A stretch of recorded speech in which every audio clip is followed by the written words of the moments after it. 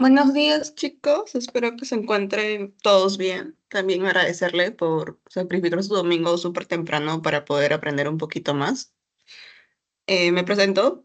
El día de hoy soy Fiorella Ipenaque Ríos, actual Lord de CEMUXUR, y voy a estar moderando esta ponencia sobre proyecto de hermano mayor. El día de hoy veremos farmacología de antidiabetogénicos, presentado por la universitaria Claudia Flores. Ella es estudiante de medicina humana de la Universidad Científica del Sur de cuarto año. También ha estado de tutora en morfofisiología de aparato locomotor, cabeza y cuello, de histología en el mismo proyecto de hermano mayor. También es tutora de fisiología en el año 2022 y también ha tenido certificación en un curso de suturas y primeros auxilios. Buenos días, Claudia. Te dejo ahí con los chicos.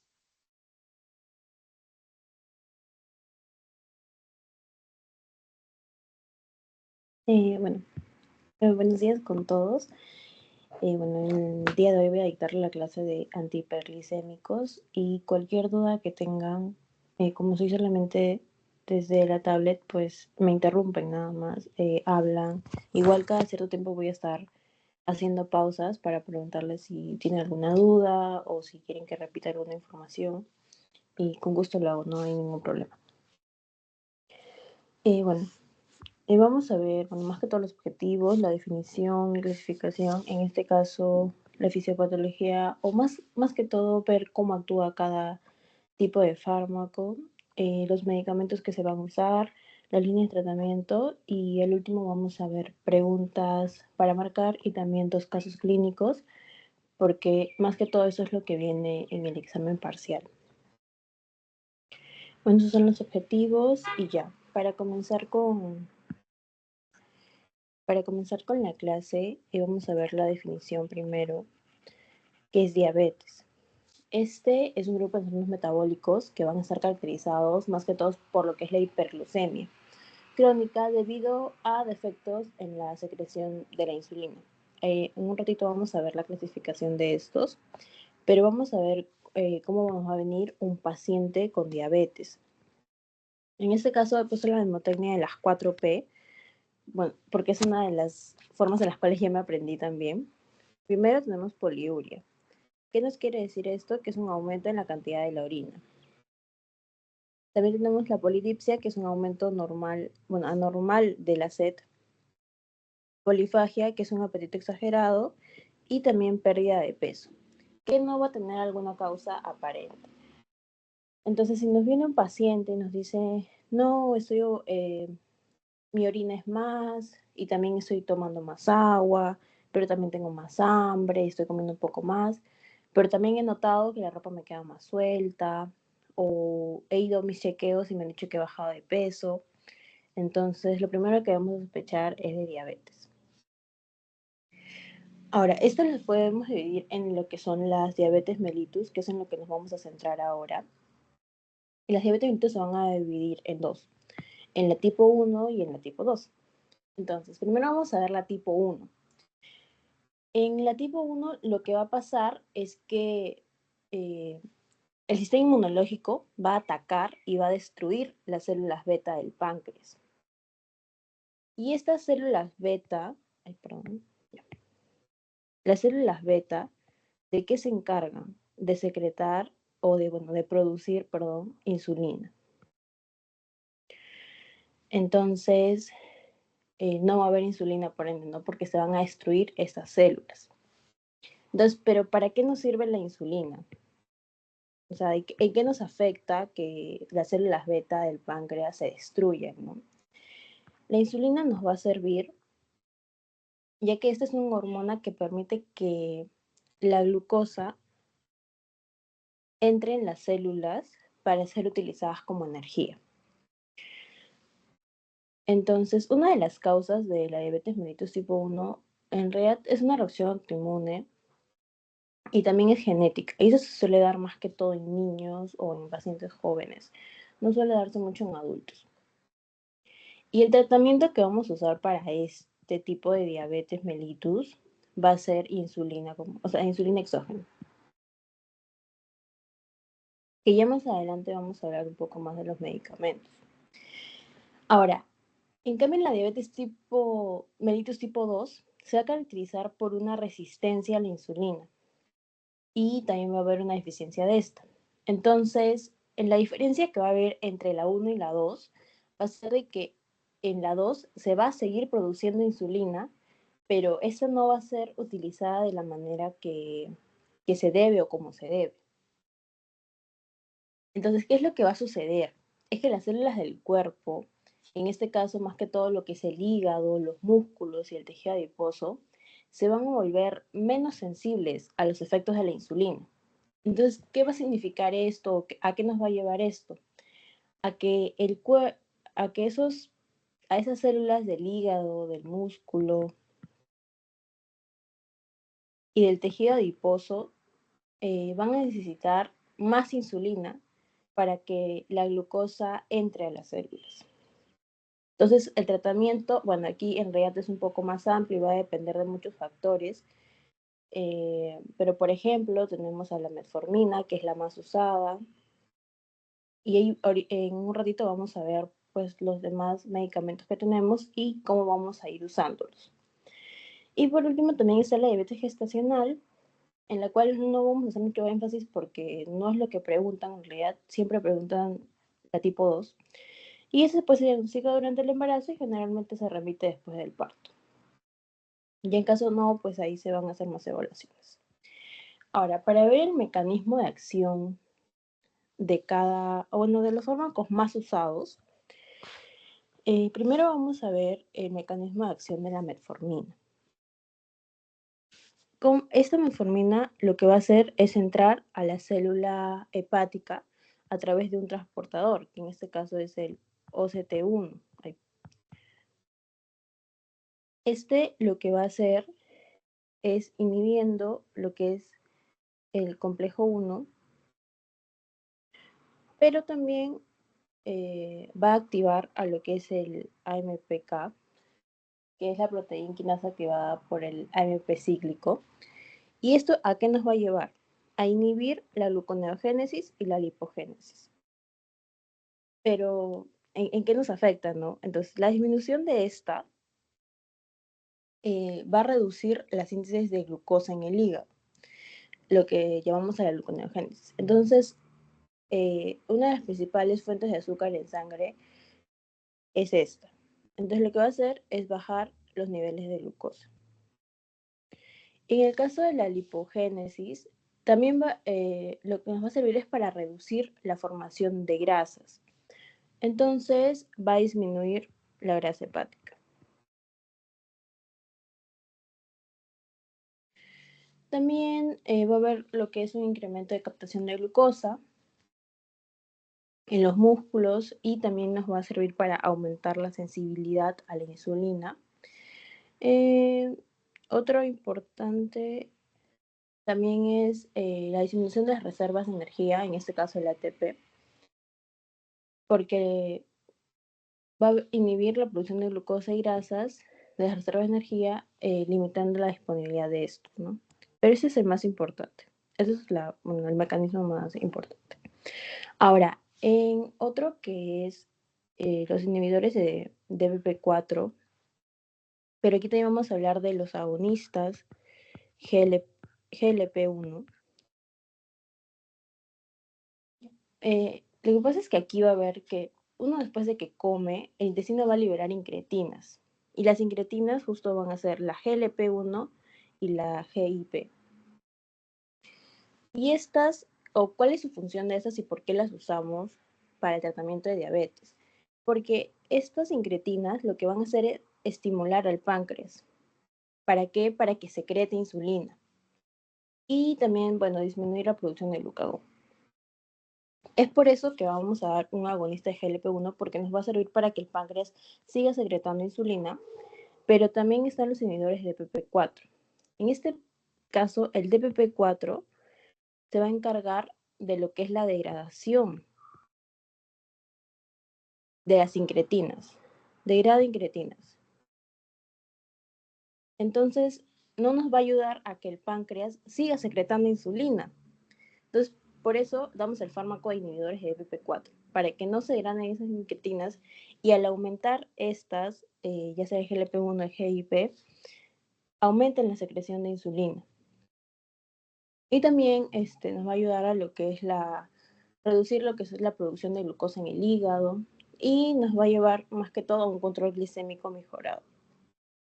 Y ya por último, tenemos el mecanismo de los inhibidores de SGLT2. Entonces, primero, tenemos que el SGLT2 es un transportador, el cual va a reabsorber la glucosa, como dice acá, en un 90%, y el transportador SGLT1 va a reabsorber la glucosa en un 10%.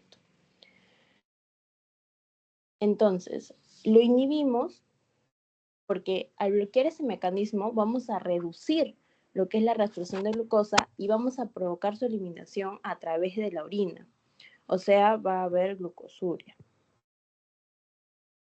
porque se va a excretar glucosa por la orina. Entonces va a haber esta pérdida de glucosa en la orina, lo cual va a ayudar a reducir también los niveles de azúcar en sangre. Y también se asocia con una pérdida de calorías y lo que puede contribuir a la pérdida de peso, que ya más adelante vamos a ver que cada fármaco tiene también algunos mecanismos de bajar de peso, algunos son neutrales y otros no solamente aumentan de peso. Entonces, para saber cuándo vamos a tener una glicemia, una glucemia alta, he puesto esta imagen, en la cual también tenemos acá lo que es la hemoglobina glicosilada, que en realidad va a ser muy importante para saber cómo se está controlando esta enfermedad, ¿no? Y también la glucemia media. Entonces, primero tenemos que lo normal, algunos dicen 95 a 100, 75, incluso 70 a 100, está dentro de lo normal. En cambio, si está en 126, 153, tenemos un buen control de la diabetes. Pero ya cuando está en un 7%, y vamos a verlo más adelante, ya hay riesgo de complicaciones, llega a 154, 169, ya hay alto riesgo, en 8, en 9 también hay muy alto riesgo, y esto va a depender más que todo de las edades. Como digo, ya un poquito más adelante vamos a ver esto. Y en 9% es muy alto de riesgo y un 10% ya es un riesgo crítico de complicaciones. Entonces, bueno, les puse porque es un esquema de manejo, pero vamos a ver acá de una vez. Ya. Entonces, una vez que nosotros comenzamos a dar los medicamentos, que ya vamos a verlo ahorita, tenemos que fijarnos de que, o sea, primero, el primer tratamiento que vamos a ver es de que tiene que haber una optimización del peso.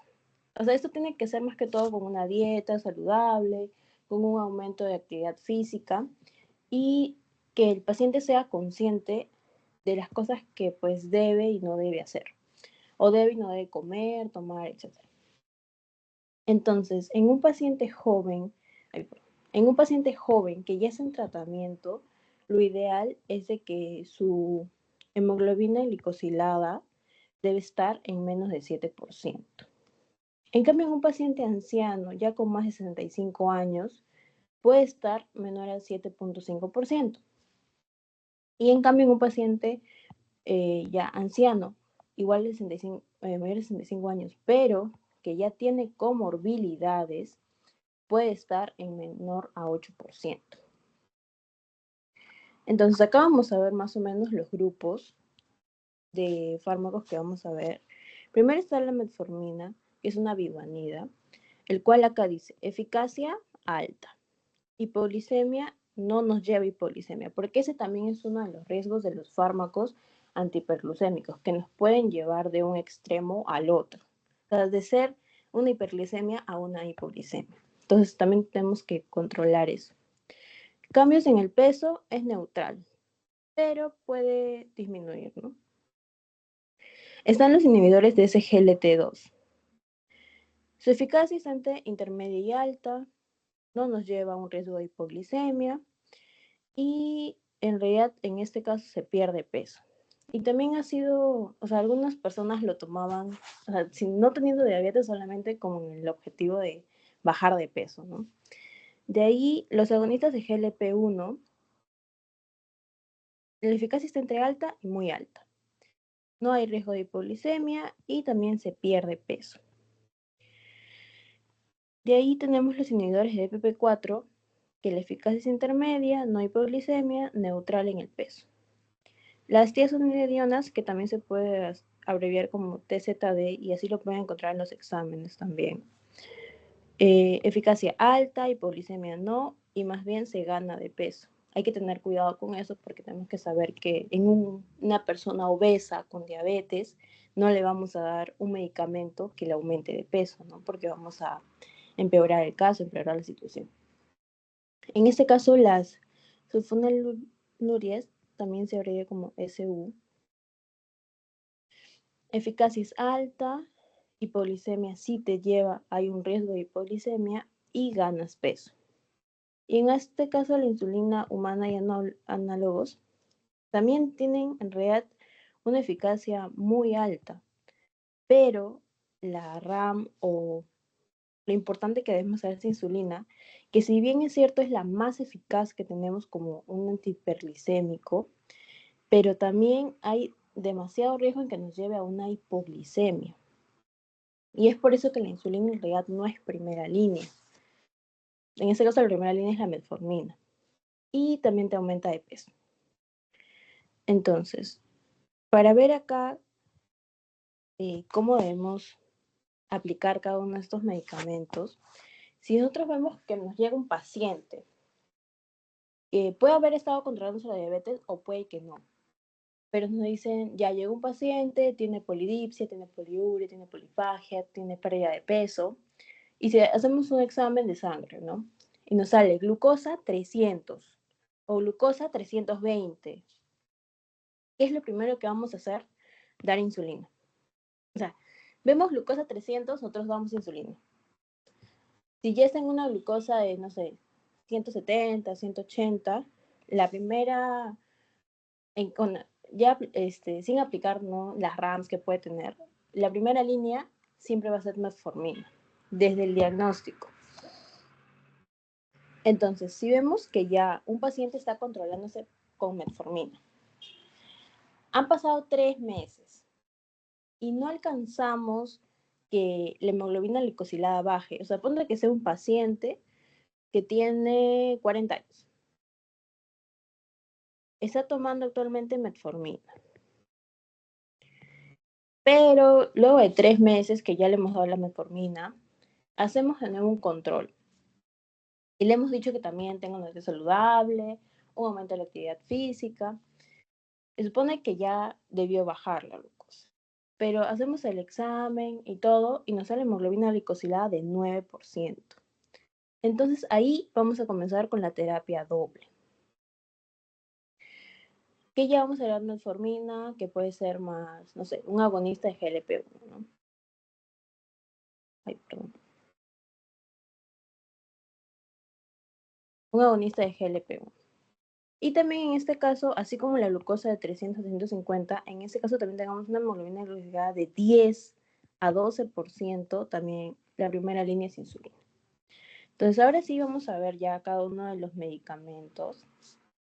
He tratado de poner lo más importante de cada uno porque es más o menos lo que más viene en los exámenes. Ya, primero tenemos a las biguanidas. Perdón, a las buganidas. De ahí tenemos, su medicamento es la metformina. Los agonistas de GLP-1, la liraglutida. Los medicamentos son un poquito y tratan de buscar otros, bueno, con mis amigos cuando estábamos llevando fármaco, en realidad tratábamos de solamente acordarnos las últimas, porque generalmente se suelen repetir. En estas son las gliptinas, glifosinas, esas terminaban en ida y esas entonces en glitazona en realidad. Ahí.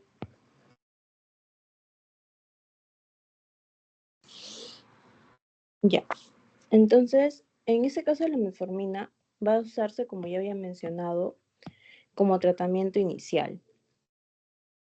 Se puede dar en obesidad porque ya vimos que en realidad nos da una pérdida de peso y también en pacientes con síndrome de ovario poliquístico. De ahí los agonistas de GLP-1 como la liraglutida se pueden usar en dislipidemia, en obesidad y también en hipertensión. Y los inhibidores de BP4 como la sitagliptina o la saxagliptina ya es para una terapia triple en obesidad, también una terapia de hipertensión y poliglicemia. Bueno, es con riesgo de hipoglucemia. Inhibidores de GLT2 como la dapaglifosina se va a usar en enfermedad renal crónica y en pacientes con insuficiencia cardíaca.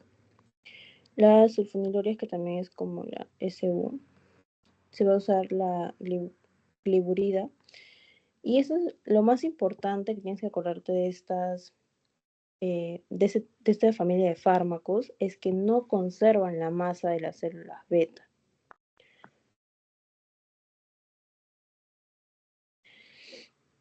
Y en caso de las tiazolidinedionas, que es mejor abreviarlo como TZD, no causan hipoglicemia, es uno de los datos que nos dan. Ahora, en los datos, como ya esas son cosas que habíamos mencionado, ¿no? Que no causa hipoglicemia, que es lo que habíamos visto en los cuadros de acá. Y ahora las RAMs de cada uno. Entonces, en el caso de la metformina, nos puede dar una acidosis láctica, dispepsia o un déficit de B12. En el caso de los agonistas de GLP-1, en caso pues se dé con insulina, hay un riesgo de hipoglicemia. Los inhibidores de DPP4 en realidad son un poco los más seguros. ¿Por qué? Porque conservan mejor la masa de las células beta y además de que sus RAMs son raras, o sea, casi no presentan RAMs.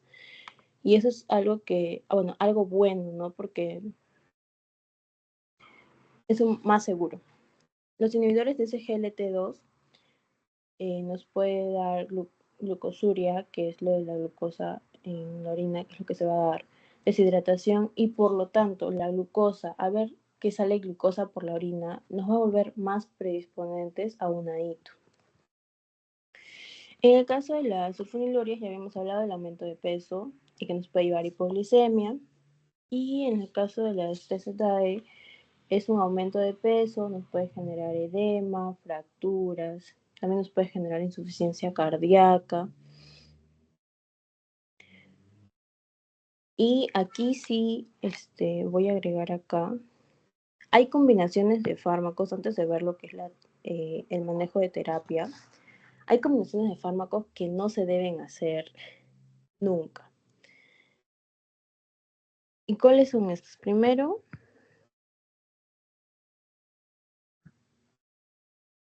vamos a poner, no combinar.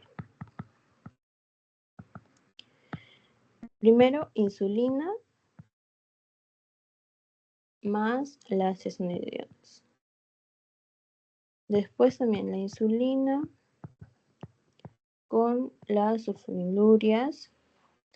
Y como 3, vamos a tener las sulfonilurias más las desonerianas. Ahora, ¿por qué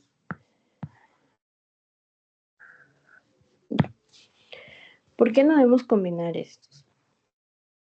Primero, porque, a ver, dice, insulina y sulfonilurias no se combinan. ¿Por qué? Porque ambos tienen un riesgo alto de hipoglicemia. Entonces, nos vamos a ir extremadamente así, de uno al otro, pero puede ir de estar en 10 a estar en 0. Igual que el peso, ambos ganan peso. Y si ya con uno ganaba peso y con el otro va a ganar más peso, o sea, eso va a estar muy feo. Igual que en el caso de las medianas, en este caso, pues no hay un riesgo de hipoglicemia, pero sí una ganancia de peso. Entonces no podemos juntar dos fármacos que va a ser lo mismo. Entonces ya vamos a ver lo que es el manejo. A ver. Como había, bueno, hasta ahorita tienen alguna duda, perdón, o quieren que repita algo.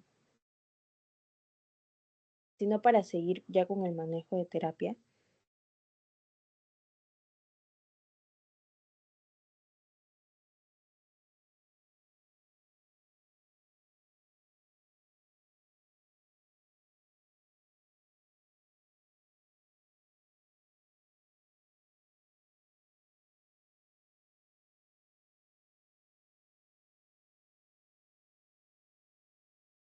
Ya, Claudia, me informan en el chat que todo bien, de que puedes continuar. ya, está bien. Gracias. Entonces, ya, como había dicho, primero en realidad lo que se tiene que hacer es mejorar el peso en caso tengo obesidad, ¿no? En caso tengo obesidad, mejorar el peso. De ahí, pues una dieta saludable, un aumento de la actividad física también. Ahora, ya con lo que viene a ser tratamiento farmacológico, primero se hace el diagnóstico, ¿no? Ya, sí, se hizo el diagnóstico, tiene diabetes. ¿Qué es lo que vamos a dar primero, como ya había mencionado? Metformina. Es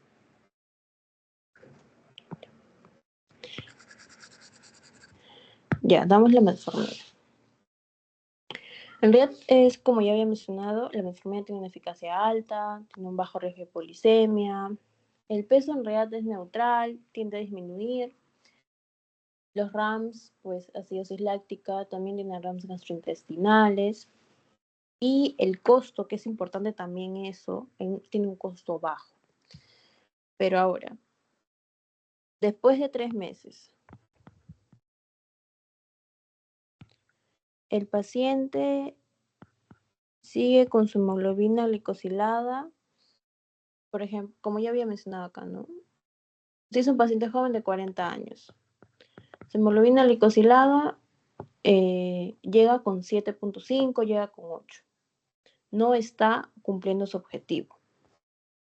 Después de 3 meses, no cumple. ¿Qué hacemos en estos casos? Hacemos una terapia dual. O sea, ya es metformina más otro medicamento. Esos otros medicamentos, ¿cuáles pueden ser? En este caso, pues puede ser un agonista de GLP-1, un inhibidor de SGLT2, también puede ser un inhibidor de DPP4. Que estos son los que de cierta manera o sea, son más seguros, ¿no? Porque ya los sulfinoles, en realidad, como tienen una ganancia de peso, en realidad no nos ayudaría mucho en un paciente obeso, ¿no? Pero en caso no tenga obesidad, obviamente podemos agregarle unas sulfonurias o unas tesonidionas.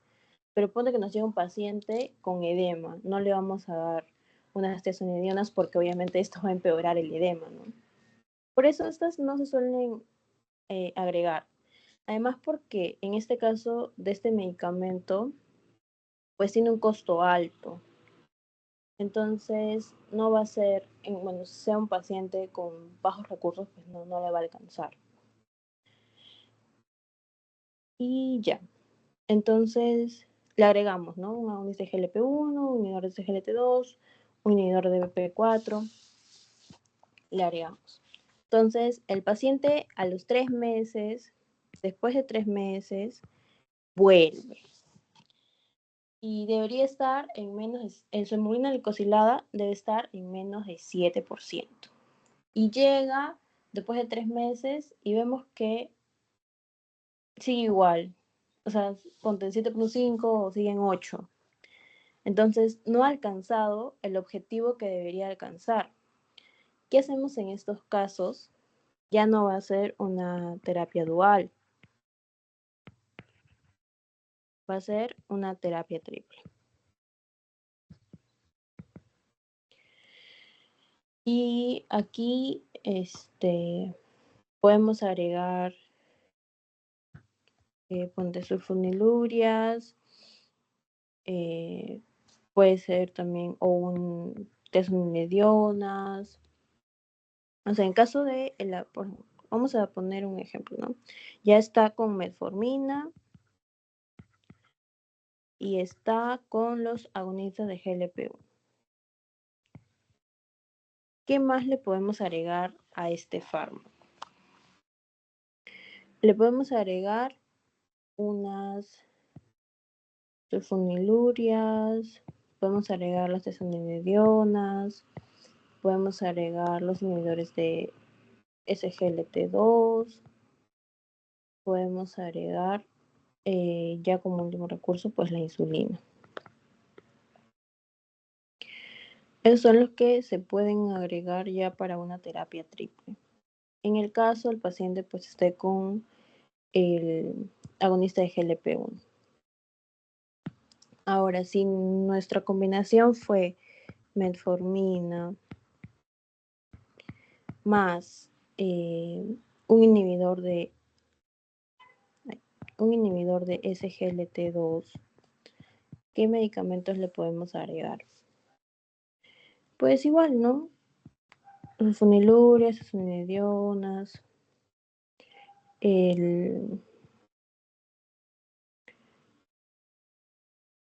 un agonista de GLP-1,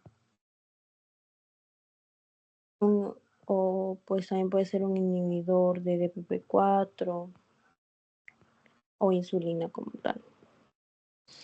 Y así las diferentes se pueden combinar menos en esto. Esto sí, no. No debemos combinar en estos casos. Claudia, Sí. disculpa, ¿podrías volver a mencionar los fármacos que no se pueden combinar y por qué no Ya. se pueden? Sí. Ya. Sí, está bien. A ver, en estos casos, no combinar, como ya había mencionado, lo que son la insulina y las tiazonidionas. ¿Por qué? Uso aquí este cuadrito. Porque en este caso la insulina aumenta peso. Las sulfonilurias aumentan peso. Entonces, esos son los tres fármacos que no se pueden combinar. Insulina con sulfonilurias o insulina con tiazonidionas. O tiazonidionas con sulfonilurias. Esas son las tres combinaciones que no se dan. Voy a resaltarlos acá. ¿Por qué? Porque no nos serviría dos fármacos que nos aumentan de peso. O sea, ya llevaríamos a una obesidad, digamos, extrema, ¿no? Al igual que tampoco nos serviría en este caso la insulina con las sulfonilurias si las juntamos como terapia doble, porque nos van a llevar a un riesgo de hipoglicemia. O sea, y no queremos tampoco que el paciente de estar hiperglicémico se vaya de frente a una hipoglicemia, ¿no? Y es por esa razón que no se combinan estos tres fármacos en las diferentes combinaciones. ¿Quedó claro o no sé, vuelvo a repetirlo? Sí, pues claro, gracias. Ya. Bueno, entonces seguimos.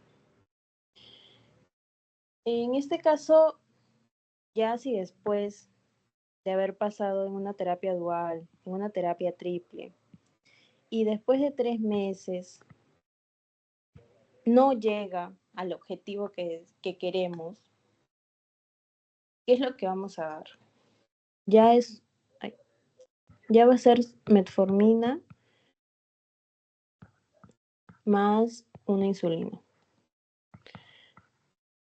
Porque o sea, ya no nos está sirviendo juntar 2 medicamentos, nos está sirviendo juntar 3 medicamentos, entonces ya nos vamos de frente a lo que, como había mencionado al inicio, la insulina es la que más, es un antihiperglicémico el más eficaz, pero también tiene RAMs y es por eso que no es primera línea, porque las RAMs es que nos pueden llevar a hipoglicemia, es que nos pueden ayudar a ganar de peso, pero en este caso ya va a ser, pues, más que todo el beneficio que va a tener el paciente.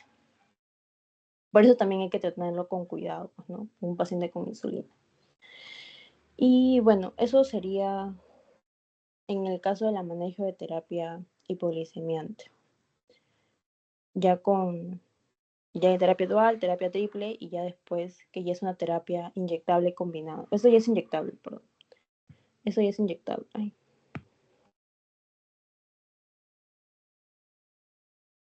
Esto ya es inyectable.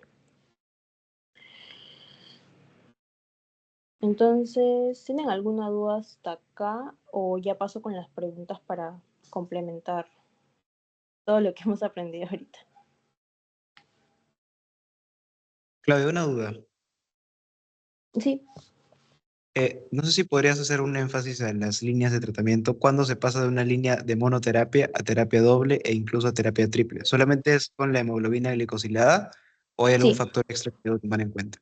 No, solamente es con la hemoglobina glicosilada en caso no cumple el objetivo. Y eso es lo que está aquí. También, no sé si le han pasado las diapositivas, pero eso es lo que está aquí. Esto, esto es lo importante. Porque si es un paciente joven, debemos de saber de que debe estar en menos de 7%. Un paciente anciano en menos de 7.5%, en este caso mayor de 65 años. Y ya, si es que es anciano y tiene comorbilidades, pues ya debe estar en menos de 8%. Y es en base a esto en realidad los exámenes. Justo ahorita he traído 2 preguntas de parciales anteriores para poder resolver y que ya quede un poco más claro también cómo saber si se queda en monoterapia, si ya hacemos una terapia pues doble, una terapia triple o ya una terapia inyectable, ¿no? Más que todo ya con insulina. Eh, ¿Respondí tu duda o puedo explicarlo? Sí, podrías continuar con las preguntas. Please. Esas también son preguntas que he sacado de parciales anteriores, de banqueos. Entonces, vamos a responder, ¿no? Es un antihiperglucémico glucosúrico y aumenta el riesgo de infección urinaria. ¿Cuál creen que sea? O sea, yo solo con esos 3 datos creo que se puede pues, sacar, ¿no?, la respuesta. Si es glucosúrico, aumenta el riesgo de infección urinaria. ¿Y cuál era ese fármaco? Sulfonilurias. Justo acá está. Acá está. Tenemos el inhibidor de GLT2 que nos da glucosuria y ITU, que es un riesgo a ITU, ¿no? Por la misma glucosuria. En este caso es el inhibidor de GLT2. Como digo, no sé si tienen las diapos, pero eso, o sea, en esto trato de resumir más que todo lo más importante y lo que suelen preguntar en exámenes. Pues por eso, si le pueden tomar una captura, es que no tienen la diapositiva. Y ya con esto se van a guiar para los medicamentos también o las combinaciones que se pueden hacer o no. Ya, en este caso la respuesta es los inhibidores de GLT2. Ahora, la siguiente pregunta. Nos dice, es un antidiabético que mejor conserva la funcionalidad de la masa de las células beta. Eso también está acá, sí. ¿Qué medicamento es?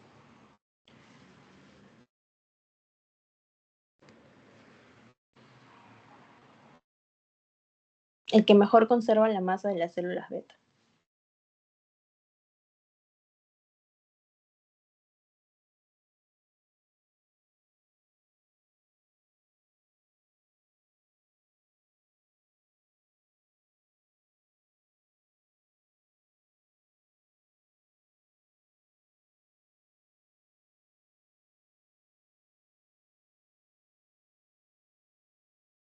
Ya, en este caso es los inhibidores de DPP4. Lo que tienen que acordarse es que mejor conserva y el que pues empeora, ¿no? El que mejor conserva, los inhibidores de DPP4. El que empeora, las sulfonilureas. Eso sí es importante. Ahora, dice bajo riesgo de hipoglucemia, pero sí aumenta el peso.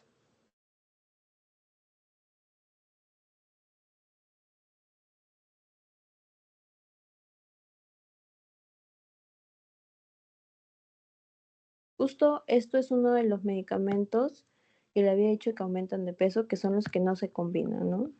Tenemos a las tesonidionas, a las sulfonilurias y a la insulina como tal, que son los que aumentan de peso. Ay, perdón. Había uno que tenía un bajo riesgo de hipoglicemia, porque les dije, hay dos medicamentos que no se pueden combinar porque aparte de que ambos, o sea, de que los tres ganan peso, hay dos que no se combinan porque los dos tienen alto riesgo de hipoglicemia. Pero hay uno que sí tenía el bajo riesgo, pero que no se combinaba porque ganaba peso nada más. ¿Cuál era ese fármaco? Justo está acá en la tabla.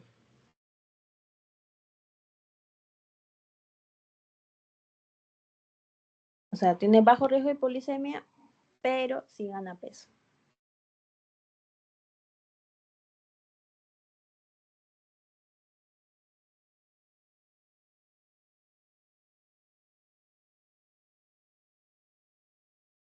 La TCD, TZD. TZD. Sí. Y por último, un antihiperglicémico más eficaz, pero también pues aumenta de peso y tiene riesgo de hipoglicemia. ¿Cuál les dije que era el más eficaz? Pero por el aumento de peso y el riesgo de hipoglicemia no se utilizaba como primera línea. La insulina. La Bueno, que la insulina. insulina también es otra línea, ¿no? En emergencias, creo. Claro, cuando ya la glucosa está en 300, 350. Pero eso es ya porque hay un alto, o sea, con una glucosa muy alta. Y ya. A ver, ahora esas son preguntas de, como le digo, de exámenes parciales pasados. Y vamos a responder más que todo lo que es de diabetes. Igual pueden tratar de responder ya con las demás patologías que tiene. Y me pueden escribir normal porque yo tengo las respuestas también de esos casos. Ya. Nos dicen que es una mujer de 64 años. Eso es importante para saber cuál va a ser nuestro objetivo, ¿no? Tiene 64 años, es mayor de 65 y tiene comorbilidades, al parecer, porque nos dice que tiene diabetes mellitus tipo 2, hipertensión también. Desde hace 11 años. Tiene también retinopatía, nefropatía diabética. Es obesa y sedentaria. Ahora, en medicamentos. Toma carvedilol 25 miligramos cada día y también metformina de 85 miligramos. Y bueno, se queja de angina al subir las gradas por 4 minutos, que calma el reposo o con una nitroglicerina. Su presión arterial a ese momento son 157/90 y una glucosa de 371 miligramos sobre decilitros. Con una glucosa de 371, ¿qué es lo que vamos a hacer si la señora ya toma metformina? Pero ya tiene su glucosa así de alta. O sea, no nos dan la hemoglobina glicosilada, pero nos dan una glucosa 361. ¿Qué crees que vamos a hacer? Porque más que todo es indicar y contraindicar fármacos, ¿no? O sea, indicar, contraindicar y quitar también se puede. Entonces, ¿qué es lo primero que hacemos? Terapia Con una doble. glucosa así de alta. ¿Disculpa? Hacer proponer una terapia doble. Metformina más algo más. En este caso, como ya la glucosa está en 371 y como había dicho acá, una glucosa con más de 300, así está en terapia, en monoterapia o en terapia doble, en terapia triple, lo que vamos a hacer es de frente a insulina. O sea, ya no vamos a ir a una terapia doble para intentar bajarla. Entonces, vemos una glucosa más de 300. Una glucosa de más de 300. De frente, vamos a hacer, se indica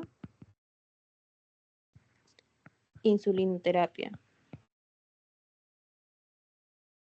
Y tiene que justificar por glucosa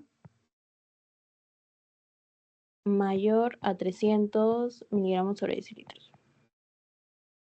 Ese va a ser una respuesta, porque tienes que poner qué indicas y por qué se lo estás indicando.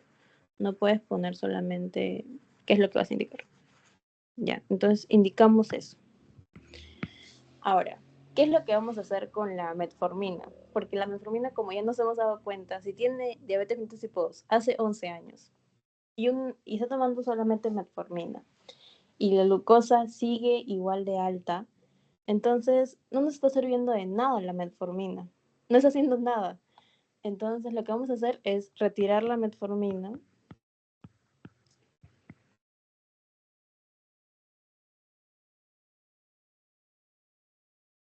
porque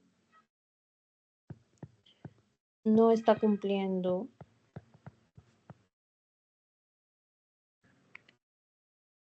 el objetivo terapéutico, ¿no?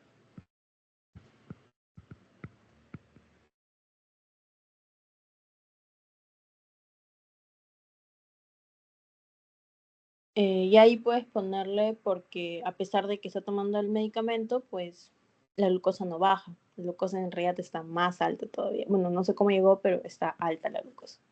Entonces quedó claro de que si vemos una glucosa más de 300, debemos indicar de frente insulina. ¿O quieren que repita lo del caso? ¿O Creo que ya sí quedó está. claro? Hay un cuadrito al principio que mencionabas. Ahí está como indicado hasta qué punto, a partir de qué punto se considera como algo de uso de insulina, ¿no? Eso, ¿no? Ese. Sí. Ay, voy a ver. Sí. Acá dice ya cuando comenzó, o sea, como había mencionado, ¿no? Una Nosotros vemos glucosa 300, o sea, no hay un paciente, ¿no? Así como esta mujer de 64 años que tiene diabetes y hipertensión. Ok. Llega con una glucosa de 300, o 310 o 320. Entonces, ¿qué es lo que vamos a hacer? De frente a insulina.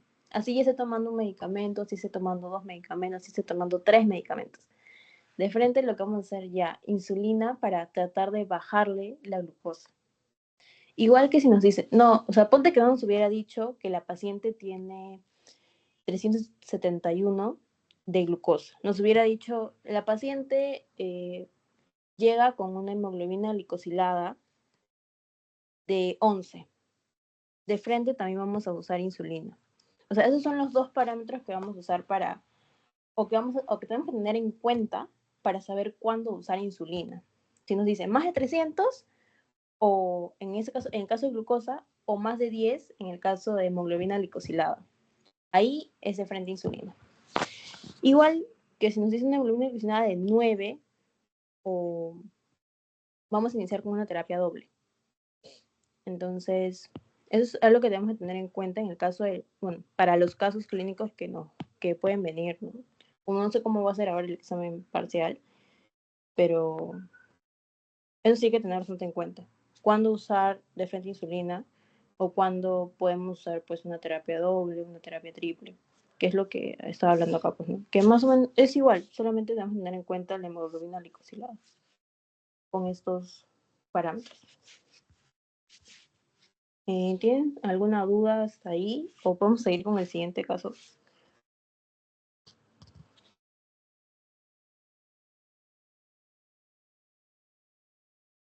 Vamos a continuar, está muy claro.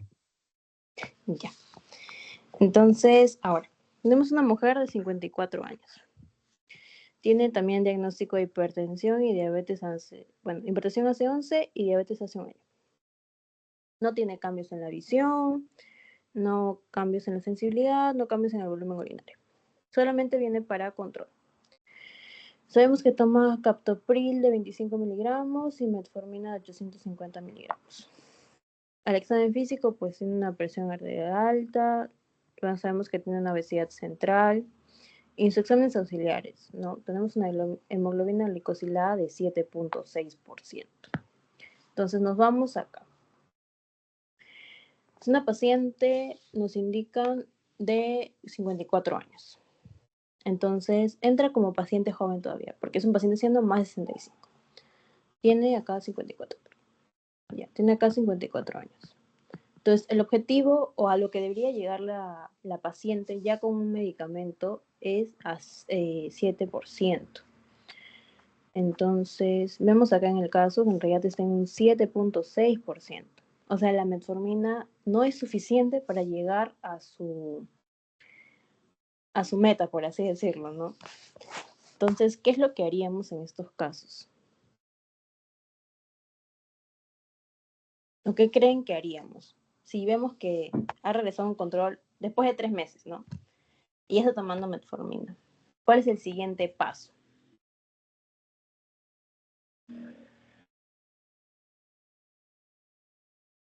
Sabiendo que la metformina sola no está funcionando.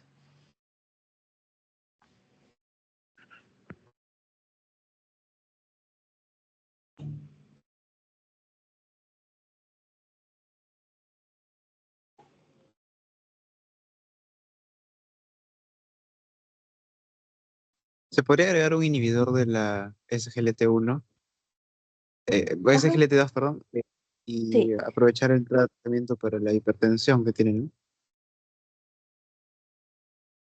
claro. O sea, entonces sería, en este caso, ¿no? Para la diabetes mellitus que tiene la paciente tipo 2, agregar a la metformina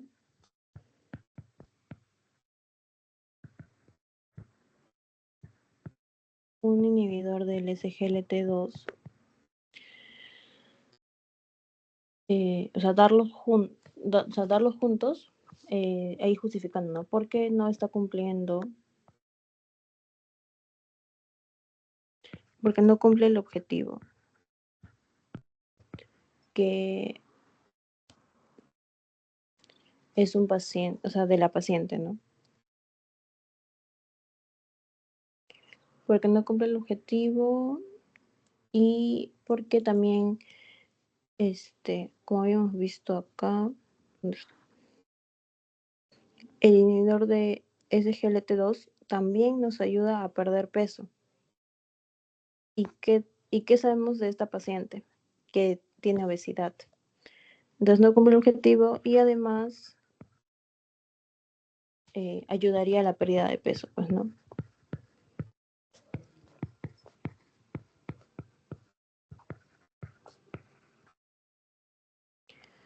Ayudaría a la pérdida de peso y pues porque también, o sea, si quieren justificar más, también puede ser porque, o sea, la paciente no tiene problemas gastrointestinales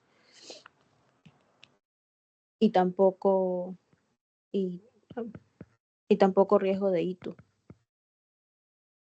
Entonces no habría ningún problema con indicarle pues este fármaco.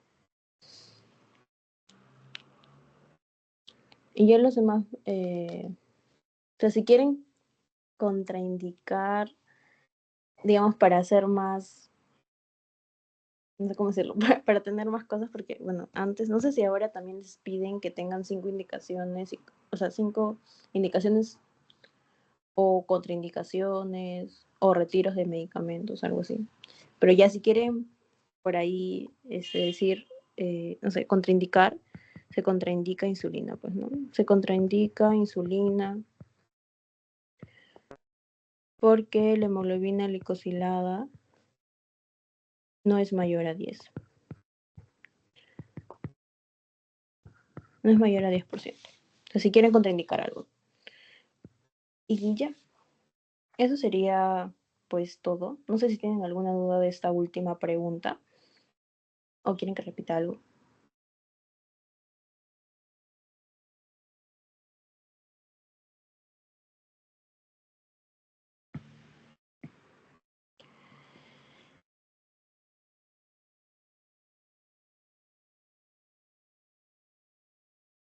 Lo que sí me había olvidado antes de seguir con el caso era de acá poner algo. Ya. Si bien es cierto, son los parámetros, pero ahorita estaba, perdón, una disculpa, estaba leyendo bien el caso, y este caso, si bien es cierto, es de una mujer joven de 54 años, Bueno, se considera joven porque ya un paciente tiene más de 65, ¿no? Pero su hemoglobina glicosilada en realidad no debe estar en 7 porque ese es un paciente joven sin comorbilidades. Perdón.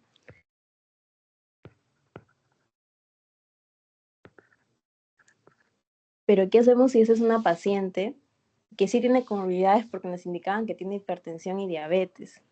Entonces, este 7.5, si bien es cierto, va a ser para un paciente anciano de mayor de 65 años, pero también para un joven con comorbilidades.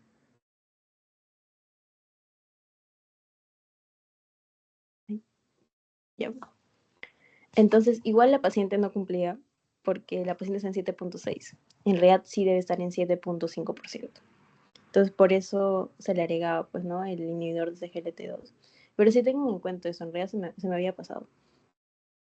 Entonces, va a quedar así, ¿no? Como sí, tiene que estar en 7% o menor a este en un paciente joven sin comorbilidades.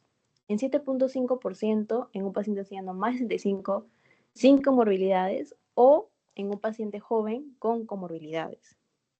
Y ya, pues, en más de 8% y es un paciente anciano más de 65 con comorbilidades. Eso quedó claro, disculpen, porque sí, se me había pasado. ¿O quieren que lo vuelva a repetir?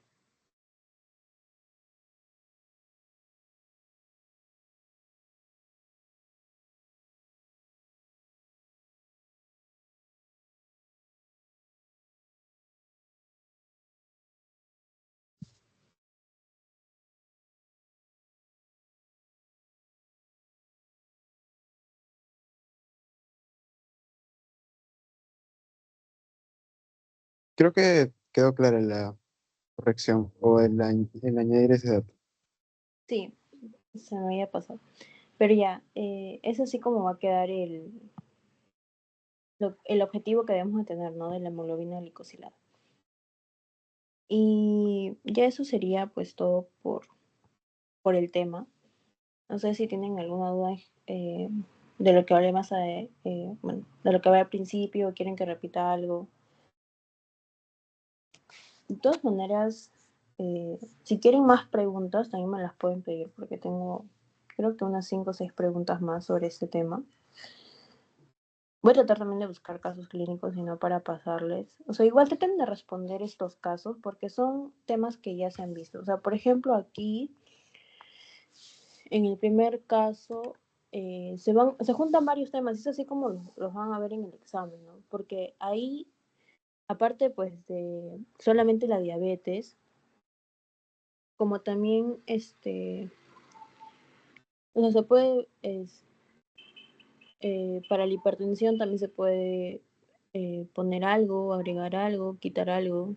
Para bueno, el caso en realidad de acá no está completo, no lo he puesto completo, pero si quieren se los paso completos para que puedan resolverlo, porque también pues la paciente tenía dislipidemia y aparte también porque se queja de angina. Entonces ahí se juntan varias cosas que pueden tener en cuenta para los casos clínicos. Entonces, y eso sería todo por mi parte, si es que no hay alguna duda.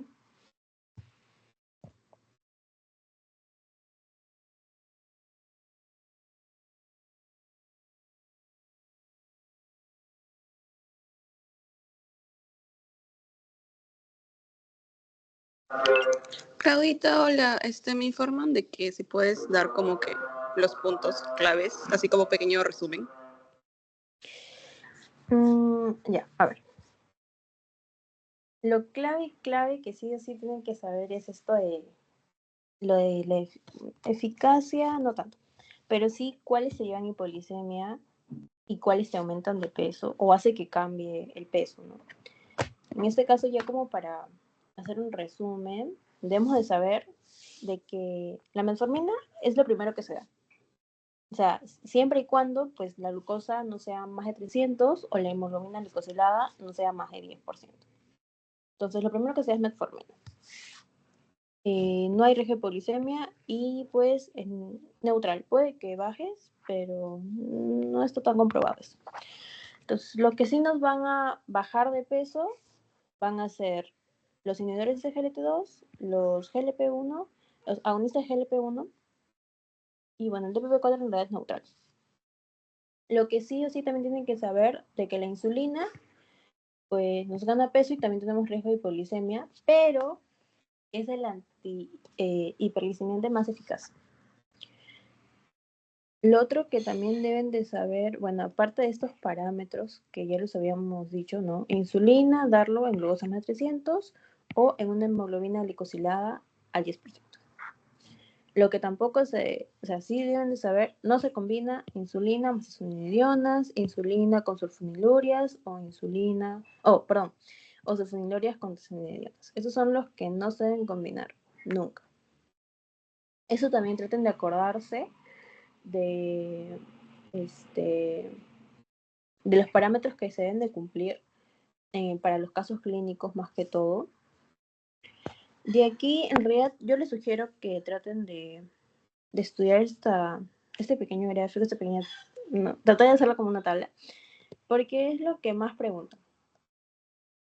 O traten de hacerlo ustedes mismos a método de practicar, ¿no? Ya, tal grupo, tal medicamento, por ejemplo, la metformina, tratamiento inicial, ¿no? ¿Qué nos puede generar de RAMS? Acidosis láctica, dispepsia, déficit de B12.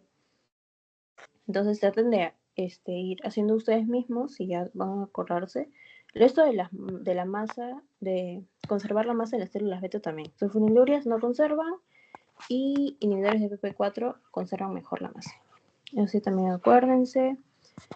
Saber que para pasar de una monoterapia a una terapia doble, debemos solamente basarnos en lo que es la hemoglobina glicosilada, que tiene que estar dentro de estos parámetros de acá. Si no, pues ya sea una terapia doble, una terapia triple, o ya la última opción, una terapia inyectable, ¿no? Y eso sería más que todo los puntos más importantes de la clase, ¿no? Saber cuáles combinar, cuáles no. En realidad creo que no preguntan tanto mecanismo de acción de fármacos, pero por si acaso también repasarlo, ¿no? Y ya, eso sería pues todo.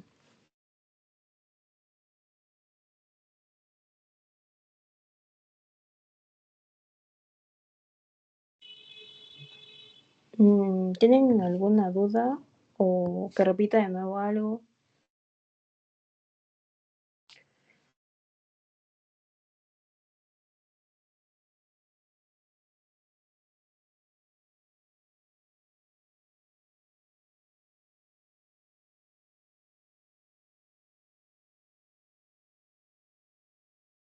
Sí, justo voy a compartirles por el grupo más preguntas para que puedan practicar.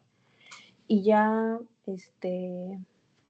bueno, con eso pues ya quedaría, espero, un poco más claro el tema.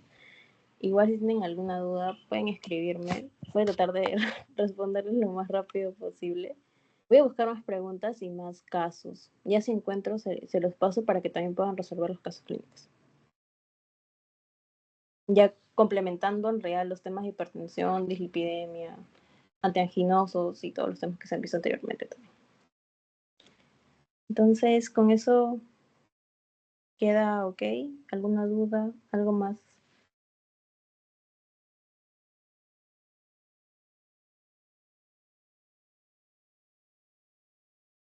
Ok, chicos, creo de que eso sería todo. Espero de que hayan entendido bastante bien. También gracias a Claudita por habernos explicado este tema súper importante. La verdad, también por mi parte me ha servido porque dentro de poco ya me toca mi examen de endocrino. Entonces, espero que les haya quedado todo claro. Ahorita en unos momentos voy a pasar el post-test para que lo vayan resolviendo también. Y muchas gracias, Claudita. Y espero contar contigo en más ponencias de Proyecto Hermano Mayor.